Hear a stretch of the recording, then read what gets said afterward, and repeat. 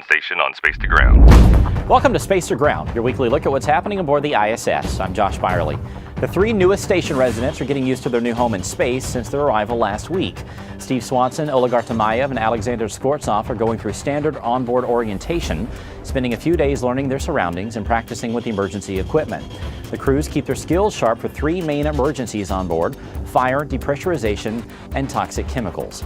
A couple of Russian cargo ships will swap places next week. The Progress 54 will depart the station on Monday and be sent into a destructive re-entry into the atmosphere.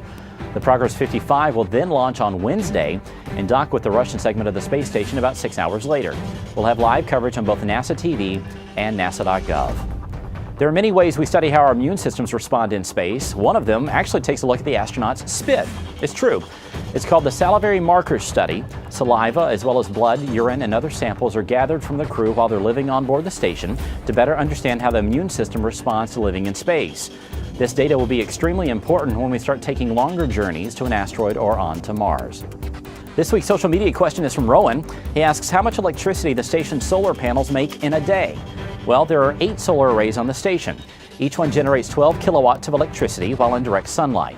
And with 16 orbits a day, that's 192 kilowatts for each array. That's a lot of power. For comparison, the normal house in the U.S. uses about 30 kilowatts per day. Make sure to keep sending us your questions and comments using the hashtag #SpaceToGround. On a personal note, this is my last episode of Space to Ground. My friends and colleagues will take it from here while I go explore some opportunities outside NASA. It's been the honor of my life to be part of this, and while I can't say see you next week like I usually do, I'll just say see you next time. Bye, everyone.